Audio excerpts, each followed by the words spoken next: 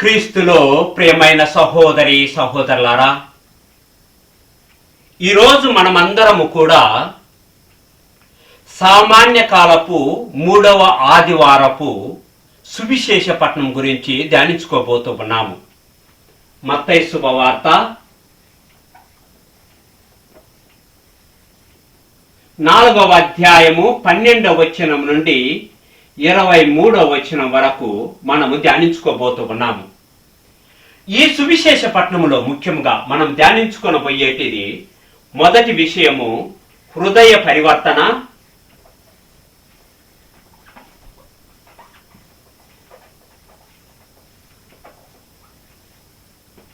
రెండో విషయము శిష్యులను ఎన్నుకోవడం,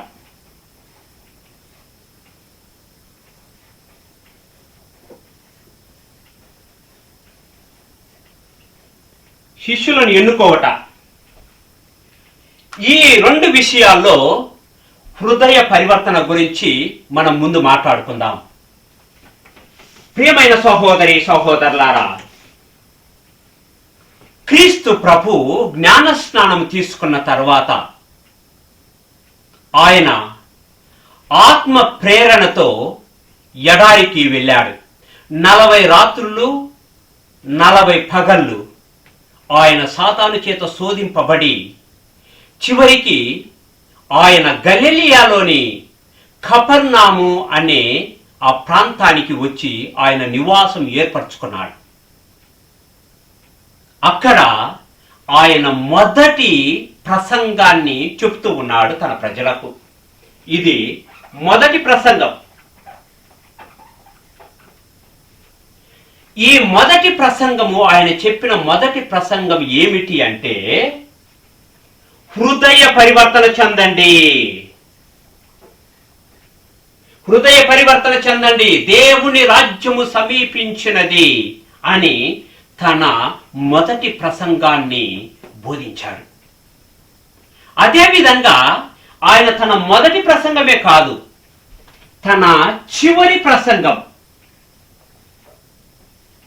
లూకాసు వార్త 24వ అధ్యాయాన్ని మనం చదివినట్లయితే 24వ అధ్యాయంలో క్రీస్తు ప్రభు మోక్షారోహణం అవుతూ తన శిష్యులందరినీ పిలిచి ఆయన బోధించిన, మీరు ప్రవక్తల గ్రంథాలను చూశారు, కీర్తనల గ్రంథాలను చూశారు, అవన్నీ నెరవేరాయి. ఇప్పుడు వాటన్నిటికీ మీరే సాక్షులు. మీరు వెళ్ళండి, మీరు వెళ్ళి హృదయ పరివర్తన గురించి బోధించండి. ఆయన మొదటి ప్రసంగము హృదయ పరివర్తన గురించి, ఆయన చివరి ప్రసంగము హృదయ పరివర్తన గురించి.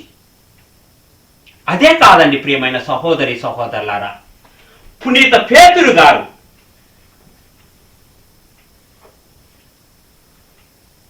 అపోస్తల కార్యములో 2వ అధ్యాయంలో ఆయన యూదా ప్రజలకు ప్రసంగాన్ని ఇస్తూ తన మొదటి ప్రసంగం అది ఇస్తూ, మీరు హృదయ పరివర్తన చెందండి, హృదయ పరివర్తన తన మొదటి ప్రసంగం. పునీత పౌలు గారు అపోస్తల కార్యములు 13వ అధ్యాయాన్ని మనం చదివినట్లయితే, పాప క్షమాపణ, హృదయ పరివర్తన చెందండి అని తన పౌలు గారి మొదటి ప్రసంగాన్ని చెప్పాడు. అదే కాదండి ప్రియమైన సహోదరి సహోదరులారా, బైబిల్ గ్రంథాన్ని మనం చదివినట్లయితే చాలా చోట్ల ఈ హృదయ పరివర్తన గురించి బోధించాడు. బైబిల్ గ్రంథం అంతా హృదయ పరివర్తన చెందాలి అని బోధిస్తూనే ఉన్నారు. మరి ముఖ్యంగా లూకాసు వార్త 13వ అధ్యాయము నుండి మనం చదివినట్లయితే 13వ అధ్యాయము మొదటనే హృదయ పరివర్తన గురించి బోధిస్తూ ఉన్నారు. లూకాసు వార్త 15వ అధ్యాయము మరి ముఖ్యంగా ఇక్కడ తప్పిపోయిన గొర్రెపిల్ల, తప్పిపోయిన నాణ్యము, తప్పిపోయిన కుమారుడు, ఈ 3 ఉపమానాలు హృదయ పరివర్తన గురించి చెప్తూ ఉన్నాడు. అక్కడ అంటాడు క్రీస్తు ప్రభు, హృదయ పరివర్తన అక్కరలేని 99 మంది నీతిమంతుల కంటే హృదయ పరివర్తన పొందు ఒక్క పాపాత్ముని విషయమై పరలోకంలో దేవదూతలు పరమానందాన్ని అనుభవిస్తారు అంటాడు. అదే కాదండి, మత్తయి లూకా సువార్త 15వ అధ్యాయంలో చివరన తప్పిపోయిన కుమారుని ఉపమానములో అంటాడు, ఆయనకు కనువిప్పు కలిగింది. కనువిప్పు కలిగినప్పుడు తనలోనికి వెళ్ళి ఆయన హృదయ పరివర్తన చెంది తనలో తాను ఈ విధంగా అనుకుంటాడు, ఏమని? నా తండ్రి దగ్గర అనేక మంది సేవకులు పుష్టిగా భుజించుచున్నారు, నాకు ఇక్కడ తినడానికి తిండి కూడా లేదు అని అతడు హృదయ పరివర్తన చెంది తన తండ్రి దగ్గరికి తిరిగి వస్తూ ఉన్నాడు.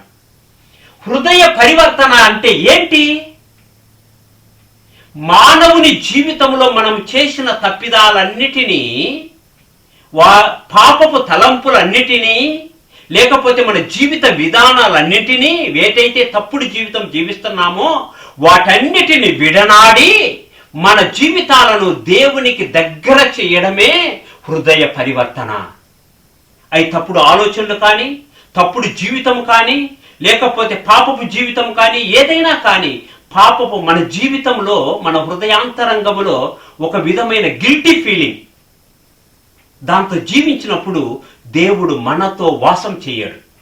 ఈ పాపపు జీవితాన్ని విడనాడి పవిత్రమైన జీవితంలోనికి, దేవుని సాన్నిధ్యంలోకి రావడమే హృదయ పరివర్తన అంటున్నాడు. అందుకే ప్రేమైన సహోదరి సహోదరులారా, ఈ హృదయ పరివర్తన గురించి బోధించటానికే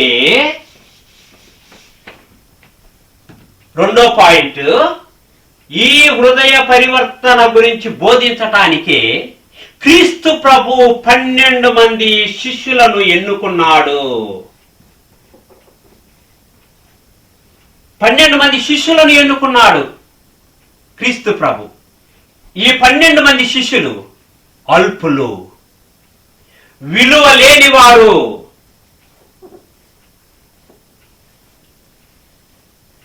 విలువ లేనివారు,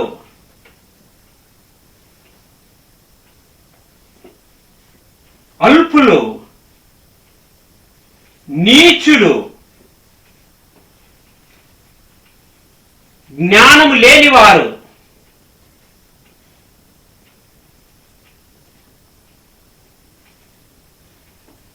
జ్ఞానము లేనివారు, చదువు లేనివారు. దేవుడు ఈ 12 మంది శిష్యులు విలువ లేనివారు, అల్పులు, నీచులు, జ్ఞానము లేని వారిని ఎన్నుకున్నాడు. కానీ వీళ్ళు మానవుని దృష్టితో, ప్రపంచ దృష్టితో చూసుకుంటే దేవుడు ఎందుకు శక్తివంతులను ఎన్నుకోలేదు? ఎందుకు విజ్ఞానం కలిగిన వారిని ఎన్నుకోలేదు?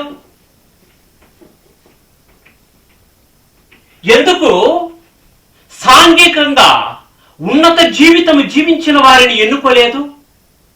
ఎందుకు రాజకీయ పరంగా ఉన్నత జీవితం జీవించిన వారిని ఎన్నుకోలేదు?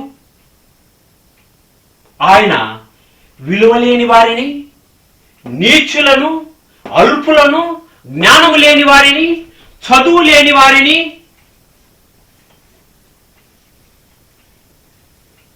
ఎందుకు ఎన్నుకున్నాడు?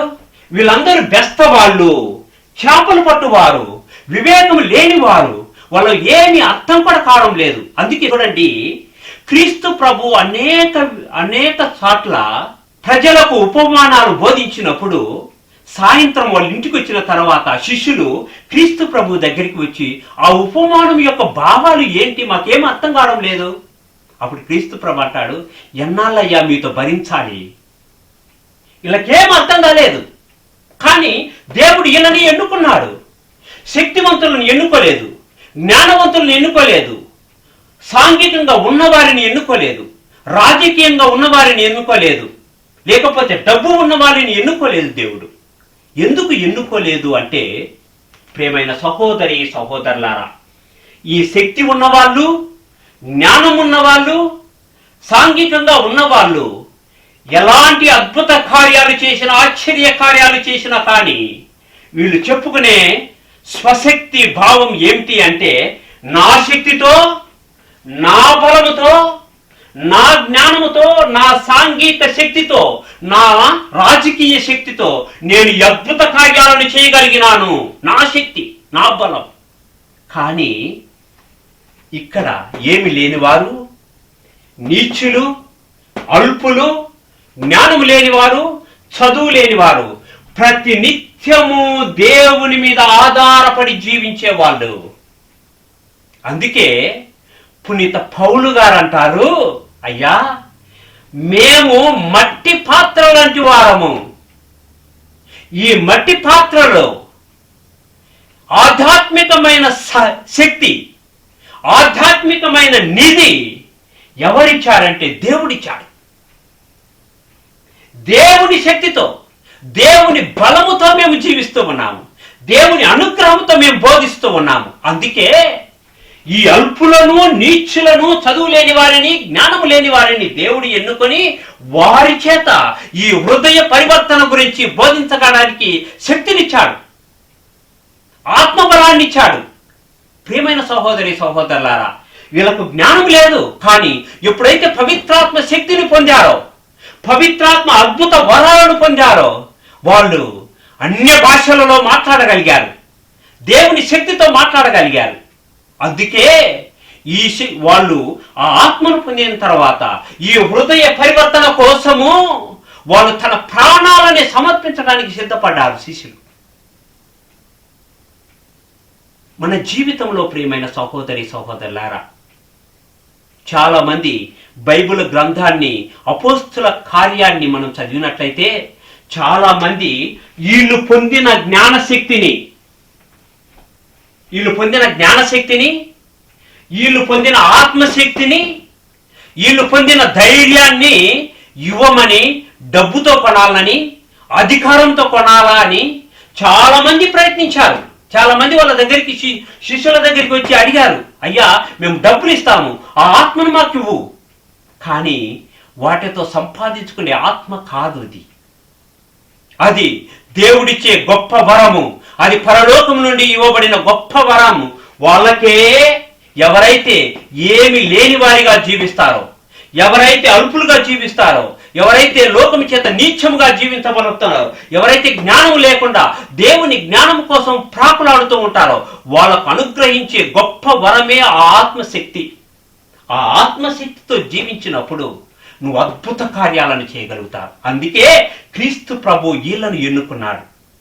మనందరి జీవితంలో కూడా చాలా మందిని మనం అనుకోవచ్చు, ఎందుకు మన జీవితాలు ఈ విధంగా ఉన్నాయి, దేవుడు అనే ఆయన ఉంటే ఎందుకు మమ్మల్ని నీచులు అంటున్నారు, విలువ లేని వారు అంటున్నారు, ఆ జ్ఞానం లేదే మాకు అని అనుకుంటున్నాం. కానీ ప్రియమైన సహోదరి సహోదరులారా, ఎప్పుడైతే మనము విలువ లేని వారిగా జీవిస్తూ ఉన్నామో ఈ లోకంలో, అప్పుడే దేవుడు ఉన్నత స్థాయికి లేవనెత్తుతాడు. మనమందరం అనుకుంటాము, లోక దృష్టిలో ఎప్పుడు కూడా మన జీవితంలో గుర్తుపెట్టుకోవాల్సింది, దేవుని అవివేకమని తోచినది ఈ లోకంలో మానవుని వివేకము కంటే గొప్పగా ఉంటుంది. దేవుని బలహీనతని తోచినది ఈ లోకంలో. ఎందుకు ఈ బలహీనలని ఎన్నుకున్నాడు? ఎందుకు ఈ పాపాత్మలని ఎన్నుకున్నాడు? ఎందుకు ఈ అవివేకులని ఎన్నుకున్నాడు దేవుడు? దేవుని బలహీనతని తోచినది మానవుని శక్తి కంటే దృఢమైనది అని ఈ లోకానికి తెలుస్తూ ఉంది. ఎప్పుడు? దేవుని ఆత్మను పొందినప్పుడు. అందుకే ప్రియమైన సహోదరి సహోదరులారా, ఎవరైతే పరిశుద్ధమైన జీవితం జీవించి హృదయ పరివర్తనతో జీవిస్తూ ఉంటారో వాళ్ళ యందు దేవుని ఆత్మ ఆవరిస్తూ ఉంది. ఎప్పుడైతే దేవుని ఆత్మ ఆవరిస్తూ ఉందో అప్పుడు నువ్వు కాదు జీవించేది, నీ యందు దేవుని ఆత్మ జీవించినప్పుడు నువ్వు మాట్లాడితే అద్భుత కార్యాలు, నువ్వు చూస్తే అద్భుత కార్యాలు, నీవు చేసే ప్రతి పని యందు అద్భుత కార్యాలను దేవుడు చేస్తాడండి. కాబట్టి నీచులమని, పక్కన పెట్టిన వాళ్ళమని, లేకపోతే బలహీనులమని ఎప్పుడు దిగులు చెందగాకండి. దేవుని ఆత్మ కొరకు ప్రార్థించండి. ఏ విధంగా అయితే అపోస్తులు, చదువు రాని వాళ్ళు అద్భుత కార్యాలను చేశారో అదే విధంగా హృదయ పరివర్తన పొంది పరిశుద్ధమైన జీవితం జీవిస్తే నీ యందు కూడా అద్భుత కార్యాలను దేవుడు చేస్తాడు. ఇలాంటి గొప్ప అద్భుత కార్యాలను చేసే ఆత్మను దేవుడు మనందరికీ ప్రసాదింపచేయాలని మనమందరము ప్రార్థన చేసుకుందాం. పితా పుత్ర పవిత్ర ఆత్మ నామమున ఆమేన్.